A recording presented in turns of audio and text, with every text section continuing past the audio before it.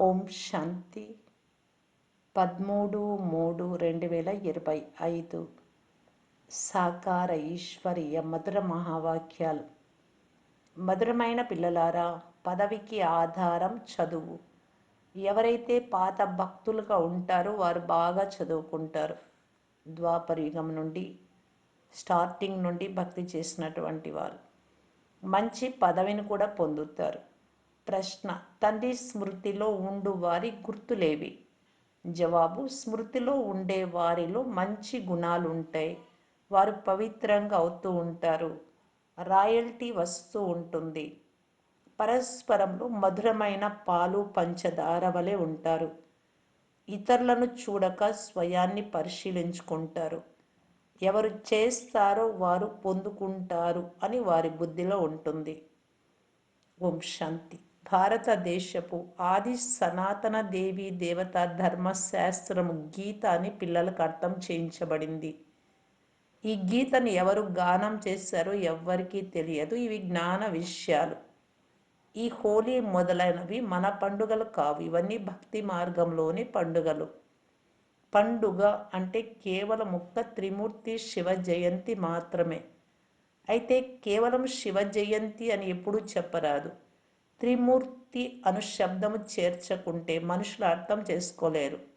ఉదాహరణకి త్రిమూర్తి చిత్రం ఉంది. దైవీ స్వరాజ్యం మీ జన్మసిద్ధ అధికారము అని క్రింద వ్రాసి ఉండాలి. శివ భగవానుడు తండ్రి కూడా కదా. వారు తప్పకుండా వస్తారు, వచ్చి స్వర్గానికి అధికారులుగా చేస్తారు. రాజయోగాన్ని నేర్చుకోవడం ద్వారానే స్వర్గాధికారులుగా అయ్యాం. చిత్రాలలో చాలా జ్ఞానం ఉంది. చిత్రాలు ఎలా తయారు చేయాలి అంటే మనుషులు చూస్తూనే ఆశ్చర్యపోవాలి. అది కూడా ఎవరు చాలా భక్తి చేసి ఉంటారో వారే జ్ఞానాన్ని చాలా బాగా అర్థం చేసుకోగలరు.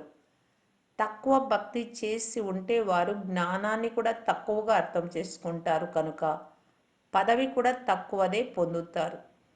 దాస దాసీలలో కూడా నెంబర్ వారుగా ఉంటారు కదా. పూర్తి ఆధారం అంతా చదువుపై ఉంది. చాలా బాగా యుక్తితో మధురంగా మాట్లాడేవారు మీలో కూడా కొద్ది మందే ఉన్నారు. మంచి పిల్లల పనులు కూడా మంచిగా ఉంటాయి. గుణాలు కూడా మంచిగా ఉండాలి. ఎంత బాబా స్మృతిలో ఉంటారో అంత పవిత్రంగా అవుతూ ఉంటారు. అంత రాయల్టీ కూడా వస్తూ ఉంటుంది. అక్కడక్కడ శూద్రుల నడవడికలు చాలా బాగుంటాయి. కానీ ఇక్కడ బ్రాహ్మణ పిల్లల నడవడికలు ఎలా ఉన్నాయి అంటే విషయం అడగకండి. కనుక వీరిని ఈశ్వరుడు చదివిస్తున్నారా అని బయటవారు కూడా అడుగుతారు సంశయంతో. పిల్లల నడవడికలు అలా ఉండరాదు. చాలా మధురంగా క్షీరఖండంలాగా ఉండాలి. ఎవరు చేస్తారో వారే పొందుతారు. చేయకుంటే పొందలేరు. బాబా ఏమో చాలా బాగా అర్థం చేస్తూ ఉంటారు. మొట్టమొదట బేహద్దు తండ్రి పరిచయాన్ని ఇస్తూ ఉండండి. త్రిమూర్తి చిత్రము చాలా బాగుంది. స్వర్గ నరకాలు ఇరువైపులా ఉన్నాయి. సృష్టి చక్రంలో కూడా స్పష్టంగా ఉంది. ఏ ధర్మం వారికైనా ఈ సృష్టి చక్ర చిత్రము లేక వృక్షము చిత్రము చూపించి ఈ లెక్క అనుసారం మీరు నూతన ప్రపంచమైన స్వర్గంలోకి రాలేరు అని అర్థం చేయించవచ్చు. ఏ ధర్మం అయితే సర్వశ్రేష్టంగా ఉండేదో, ఎవరైతే అందరికంటే ధనవంతులుగా ఉండేవారో వారే అందరికంటే పేదవారుగా అయ్యారు. ఎవరైతే మొట్టమొదట ఉండేవారో వారి సంఖ్యనే ఎక్కువగా ఉండాలి. కానీ హిందువులు చాలామంది వేరే వేరే ధర్మాలలోకి కన్వర్ట్ అయ్యారు, అనగా మారిపోయారు. తమ ధర్మమేదో తెలియనందున ఇతర ధర్మాలలోకి వెళ్ళిపోయారు. లేక మా ధర్మం హిందూ ధర్మం అని చెప్తారు. తమ ధర్మాన్ని కూడా తెలుసుకోలేదు. చాలామంది ఈశ్వరుడిని శాంతి దేవా అని పిలుస్తారు, కానీ శాంతికి అర్థం తెలియదు. కొందరికి శాంతి బహుమతులు కూడా ఇస్తూ ఉంటారు. ఇక్కడ విశ్వంలో శాంతి స్థాపనకు నిమిత్తమైన మీకు బాబా విశ్వరాజ్యమును బహుమతిగా ఇస్తారు. ఈ బహుమతి కూడా నంబర్ వార్ పురుషార్థ అనుసారం లభిస్తుంది. ఇచ్చేవారు తండ్రి అయిన భగవంతుడు. బహుమతి ఎంత గొప్పది!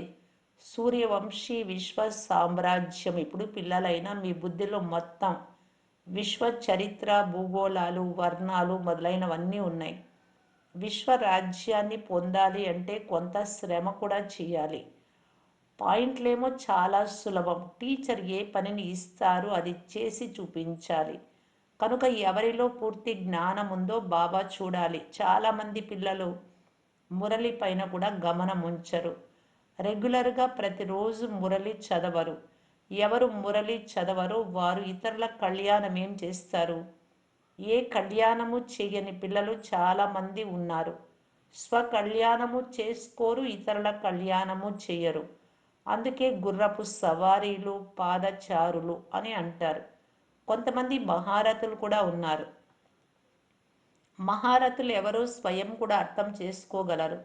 బాబా గుల్జార్ను, కుమారికాను, మనోహర్ను పంపించండి అని అడుగుతారు. ఎందుకంటే అడిగేవారు గుర్రపు సవారీలు. వీరు మహారథులు. బాబా పిల్లలందరినీ చాలా బాగా అర్థం చేసుకోగలరు. కొందరిపై గ్రహచారం కూడా కూర్చుంటుంది. అప్పుడప్పుడు మంచి మంచి పిల్లలు కూడా మాయావి తుఫానుల వలన బేతాళులు, భూతాలుగా అవుతారు. జ్ఞానం వైపు గమనం ఉండదు. బాబాకు పిల్లల సంగతి వారి సర్వీస్ ద్వారా తెలుస్తుంది. సర్వీస్ చేసేవారు తమ సమాచారం అంతా బాబాకి ఇస్తూ ఉంటారు. గీతా భగవానుడు మనలను విశ్వాధికారులుగా చేస్తున్నారు అని పిల్లలైన మీకు తెలుసు. ఆ గీతను కంఠస్థం చేసి వేల రూపాయలను సంపాదించే వారు కూడా చాలామంది ఉన్నారు. మీరు బ్రాహ్మణ సంప్రదాయం వారు, తర్వాత మీరే దైవీ సంప్రదాయం వారుగా అవుతారు. అందరూ తమను తాము ఈశ్వరుడి సంతానమని చెప్తారు. మళ్ళీ మేమంతా ఈశ్వరులము అని కూడా చెప్తారు. ఎవరికి ఏది తోస్తే అది అంటూ ఉంటారు. భక్తి మార్గంలో మనుషుల పరిస్థితి ఎలా తయారైందో చూడండి. ఈ ప్రపంచమే పతితమైన ఇనుపయుగం. ఈ చిత్రాల ద్వారా చాలా బాగా అర్థం చేయించవచ్చు. దానితో పాటు దైవీ గుణాలు కూడా అవసరం. లోపల బయట సత్యత కావాలి. ఆత్మనే అసత్యంగా తయారైంది. దానిని సత్యమైన తండ్రి మళ్ళీ సత్యంగా తయారు చేస్తారు. తండ్రి వచ్చి స్వర్గానికి అధికారులుగా చేస్తారు. దైవీ గుణాలను ధారణ చేయిస్తారు. మేము లక్ష్మీనారాయణలలాగా గుణవంతులుగా అవుతున్నామని పిల్లలైన మీకు తెలుసు. మాలో ఏ అశ్రీ గుణాలు లేవు కదా అని స్వయాన్ని చెక్ చేసుకుంటూ ఉండాలి. నడుస్తూ నడుస్తూ మాయ చెంపదెబ్బ ఎలా తగులుతుంది అంటే చాలా శిథిలమై క్రింద పడిపోతారు. మీకు ఈ జ్ఞాన యోగాలే హోలీ, దురియా పండుగలు. వారు కూడా హోలీ, దురియా పండుగలను జరుపుకుంటారు, కానీ దాని అర్థం ఏమిటో ఎవ్వరికీ తెలియదు. వాస్తవానికి ఇవి జ్ఞాన విజ్ఞానాలు, అంటే జ్ఞానము, యోగం. వీటి ద్వారా మీరు స్వయాన్ని చాలా శ్రేష్టంగా తయారు చేసుకుంటారు. వారు ఏమేమో చేస్తారు. వారు దుమ్ము అంటే రంగు పొడి చల్లుకుంటారు. ఎందుకంటే ఇది రౌరవ నరకం. నూతన ప్రపంచ స్థాపన, పాత ప్రపంచ వినాశన కర్తవ్యం నడుస్తోంది. ఈశ్వరీయ సంతానమైన మీపై కూడా మాయ ఒక్కసారిగా ఎంత గట్టిగా ముష్టిఘాతం కొడుతుంది అంటే జోరుగా దాని ఊబిలో పడిపోతారు. మళ్ళీ మీరు దాని నుండి వెలికి రావడం కష్టం అవుతుంది. ఇందులో ఆశీర్వాదము మొదలైనవేవీ ఉండవు. మళ్ళీ కష్టపడి ఈ వైపుకు ఎక్కాల్సి వస్తుంది. అందువలన చాలా జాగ్రత్త అవసరం. మాయ దాడి నుండి రక్షించుకునేందుకు ఎప్పుడూ దేహ అభిమానంలో చిక్కుకోకండి. సదా జాగ్రత్తగా ఉండాలి. అందరూ సోదరి సోదరులని గుర్తుంచుకోండి. బాబా ఏమి నేర్పిస్తారో ఈ సోదరీలు కూడా అదే నేర్పిస్తారు. ఇందులో బలిహారం బాబాది, సోదరీలది కాదు. బ్రహ్మది కూడా బలిహారం కాదు. ఇతడు కూడా పురుషార్థం చేసి నేర్చుకున్నాడు. పురుషార్థం బాగా చేశాడు అనగా తన కళ్యాణం చేసుకున్నాడు. మీకు కూడా నేర్పిస్తారు. కనుక మీరు మీ కళ్యాణం చేసుకోవాలి. నేడు హోలీ పండుగ. ఇప్పుడు హోలీని గురించిన జ్ఞానాన్ని కూడా వినిపిస్తూ ఉంటారు. జ్ఞానము, విజ్ఞానము. చదువును జ్ఞానం అని అంటారు. విజ్ఞానం అంటే ఏమిటో ఎవ్వరికీ తెలియదు. విజ్ఞానం జ్ఞానం కన్నా అతీతమైనది యోగం అనేది. ఇక్కడ మీకు జ్ఞానం లభిస్తుంది. దీని ద్వారా మీరు ప్రాలబ్ధాన్ని పొందుతారు. పోతే అది శాంతిధామం. ఇక్కడ పాత్రను అభినయించి అలసిపోయినప్పుడు శాంతిధామానికి వెళ్ళాలనుకుంటారు. ఇప్పుడు మీ బుద్ధిలో ఈ సృష్టి చక్ర జ్ఞానం ఉంది. ఇప్పుడు మీరు స్వర్గానికి వెళ్తారు. మళ్ళీ 84 జన్మలు తీసుకుంటూ నరకంలోకి వస్తారు. మళ్ళీ అదే పరిస్థితి ఏర్పడుతుంది. ఇది నడుస్తూనే ఉంటుంది. దీని నుండి ఎవ్వరూ తప్పించుకోలేరు. అసలు ఈ డ్రామా ఎందుకు తయారైందని కొందరు అంటారు. అరే, ఇది క్రొత్త పాత ప్రపంచాల ఆట, అనాదిగా తయారైంది. కల్పవృక్షంపై అర్థం చేయించడం చాలా మంచిది. మొట్టమొదట ముఖ్య విషయం, తండ్రిని స్మృతి చేస్తే పావనమవుతారు. పోను పోను ఇతర ధర్మాలలోకి ఎవరెవరు మారిపోయారో తెలుస్తుంది. వారు కూడా మళ్ళీ వస్తూ ఉంటారు. ఎప్పుడు అందరూ వస్తారో అప్పుడు మనుష్యులు ఆశ్చర్యపడతారు. దేహ అభిమానాన్ని వదిలి ఆత్మ అభిమానులకు అవ్వండి అని అందరికీ చెప్పాలి. మీకు ఈ చదువే పెద్ద పండుగ. దీని ద్వారా మీకు చాలా సంపాదన జరుగుతుంది. వారు ఆ పండుగలను ఆచరించేందుకు ఎంతో ధనాన్ని మొదలైన వాటిని వ్యర్థం చేస్తారు. ఎన్నో జగడాలు మొదలైనవి జరుగుతాయి. పంచాయతీ రాజ్యంలో ఎన్నో జగడాలున్నాయి. ఎవరికైనా లంచం ఇచ్చైనా చంపించే ప్రయత్నం చేస్తారు. ఇలాంటి ఉదాహరణలు చాలా జరుగుతూ ఉంటాయి. సత్యుగంలో ఎలాంటి ఉపద్రవాలు ఉండవని పిల్లలకు తెలుసు. రావణ రాజ్యంలో చాలా ఉపద్రవాలు ఉన్నాయి. ఇప్పుడు అందరూ తమో ప్రధానంగా ఉన్నారు కదా. ఒకరి మతం ఒకరికి సరిపడనందున ఎన్ని జగడాలు గొడవలు ఉన్నాయి. కనుక తండ్రి చెప్తున్నారు, ఈ పాత ప్రపంచాన్ని మరచి ఒంటరిగా అవ్వండి. ఇంటిని స్మృతి చెయ్యండి. మీ సుఖధామాన్ని స్మృతి చెయ్యండి. ఎవరితోనూ ఎక్కువగా కూడా మాట్లాడకండి, లేకుంటే చాలా నష్టపోతారు. మాట్లాడినప్పుడు కూడా చాలా మధురంగా, శాంతిగా, ప్రీతిగా మాట్లాడడం చాలా మంచిది. ఎక్కువగా మాట్లాడకుండుట ఇంకా మంచిది. శాంతిగా ఉండుట అన్నింటికంటే మంచిది. పిల్లలైన మీరు శాంతితో విజయం పొందుతారు. ఒక్క తండ్రితో తప్ప ఇతరులెవ్వరిపైన ప్రీతిని ఉంచరాదు. తండ్రి నుండి ఎంత ఆస్తి కావాలో అంత తీసుకోండి. లౌకిక తండ్రి ఆస్తి గురించి ఎన్ని జగడాలు జరుగుతాయి. ఇందులో ఎలాంటి గొడవలు లేవు. ఎంత కావాలో అంత మీ చదువు ద్వారా తీసుకోవచ్చు. మంచిది. మధురాతి మధురమైన అపురూపమైన పిల్లలకు మాతాపిత బాప్దాదాల ప్రియ స్మృతులు మరియు గుడ్ మార్నింగ్. ఆత్మిక పిల్లలకు ఆత్మిక తండ్రి నమస్తే. ధారణ కొరకు ముఖ్య సారం. ఫస్ట్ పాయింట్, సత్యమైన తండ్రి సత్యంగా తయారు చేసేందుకు వచ్చారు కనుక సత్యంగా వ్యవహరించాలి.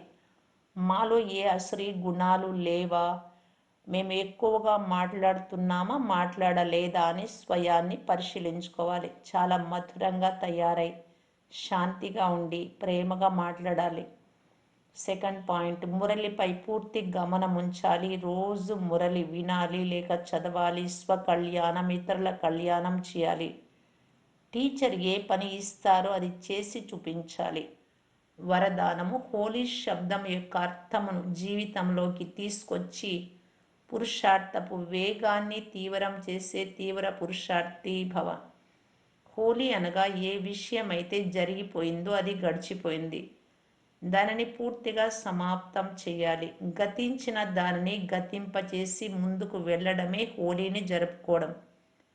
జరిగిపోయిన విషయం చాలా పాతది, ఏదో జన్మలోనిది అని అనుభవం అవ్వాలి. ఎప్పుడైతే ఇటువంటి స్థితి వస్తుందో అప్పుడు పురుషార్థం యొక్క వేగం తీవ్రమవుతుంది. కనుక మీ స్వంత మరియు ఇతరుల జరిగిపోయిన విషయాలను ఎప్పుడు చింతనలోకి తీసుకురాకండి, మనస్సులో ఉంచుకోకండి. అంతేకాక వాటిని ఎప్పుడు కూడా వర్ణించకండి. అప్పుడే తీవ్ర పురుషార్థులుగా అవుతారు. స్లోగన్, స్నేహమే సహజ స్మృతికి సాధనం. అందువలన సదా స్నేహిగా ఉండాలి మరియు స్నేహిగా తయారు చేయాలి.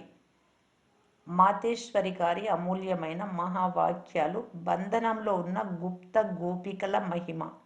పాట, చూడకున్నా ప్రేమిస్తాను, ఇంట్లో కూర్చొని స్మృతి చేస్తాను. ఈ పాట ఎవరు మస్తీలో ఉండే బంధనంలో ఉన్న గోపిక ద్వారా గానం చేయబడ్డ పాట. ఇది కల్పకల్పము జరిగే విచిత్రమైన ఆట. చూడకుండానే ప్రేమిస్తారు. పాపం ప్రపంచంలోని వారికి ఏం తెలుసు? కల్పకృతపు పాత్ర ఉన్నదున్నట్లు రిపీట్ అవుతూ ఉంది. భలే ఆ గోపిక ఇల్లు వాకిలి వదలలేదు కానీ స్మృతి ద్వారా కర్మ బంధనాలను సమాప్తం చేసుకుంటూ ఉంది కనుక ఎంతో సంతోషంగా ఊగుతూ మస్తీలో పాడుతూ ఉంది కనుక వాస్తవానికి ఇల్లు వదిలే మాటే లేదు. ఇంట్లోనే కూర్చొని చూడకుండా ఆ సుఖంలో ఉండి సేవ చేయాలి. ఏ సేవ చేయాలి? పవిత్రంగా అయ్యి పవిత్రంగా చేసే సేవ. ఇప్పుడు మీకు ఈ జ్ఞానం ద్వారా మూడవ నేత్రం లభించింది. ఆది నుండి అంతం వరకు బీజము మరియు వృక్షాల రహస్యం మీ దృష్టిలో ఉంది కనుక జీవితాన్ని సమర్పించారు. ఈ జ్ఞానం ద్వారా 21 జన్మలకు సౌభాగ్యాన్ని తయారు చేసుకుంటూ ఉన్నారు. ఒకవేళ ఇందులో లోక మర్యాదలు, వికారి కుల మర్యాదలు ఏ కొద్దిగా ఉన్నా వారు సేవ చేయలేరు. అది మీ లోపం. చాలామంది ఈ బ్రహ్మకుమారిలు ఇంటిని విడిపించేందుకు వచ్చారని అనుకుంటారు కానీ ఇందులో అటువంటి విషయం ఏదీ లేదు. ఇంట్లో కూర్చొనే పవిత్రంగా ఉండాలి, సేవ చెయ్యాలి. ఇందులో ఏ కష్టము లేదు. పవిత్రంగా అయినప్పుడే పవిత్ర ప్రపంచంలోకి వెళ్లేందుకు అధికారులుగా అవుతారు. అలా రాని వారు కల్పకృతపు శత్రుత్వపు పాత్రను అభినయిస్తారు. ఇందులో ఎవ్వరి దోషము లేదు. ఎలాగైతే మనకు పరమాత్మ కార్యం తెలుసో అలా డ్రామాలో ప్రతి ఒక్కరి పాత్రను తెలుసుకున్నాము కనుక ఇందులో ద్వేషము రాదు. ఇటువంటి తీవ్ర పురుషార్థం చేసే గోపికలు రేస్ చేసి విజయమాలలో కూడా రాగలరు. అచ్చ. ఓం శాంతి. అవ్యక్త సూచన. సత్యత మరియు సభ్యత రూపీ కల్చర్ను స్వంతం చేసుకోవటానికి బాప్దాదా తెలియజేస్తున్నారు. జ్ఞానంలో గల గుహ్య విషయాలను స్పష్టము చేసేందుకు మీ వద్ద చాలా మంచి విధి పద్ధతి ఉంది. అంతేకాదు స్పష్టీకరణ కూడా ఉంది. ఒక్కొక్క పాయింట్ను లాజికల్గా తర్కముతో స్పష్టం చేయగలరు. మీరు అథారిటీ కలవారు. ఇవి ఏవైనా మనోమయ లేక కల్పన యొక్క మాటలు కానే కాదు. ఇవి యథార్థమైనవి. అనుభవం ఉంది. అనుభవం యొక్క అథారిటీ, జ్ఞానం యొక్క అథారిటీ, సత్యత యొక్క అథారిటీ, ఎన్ని అథారిటీలు ఉన్నాయి కనుక అథారిటీ మరియు స్నేహం ఈ రెండింటినీ జత జతలో కార్యంలో ఉపయోగించండి. ఓం శాంతి.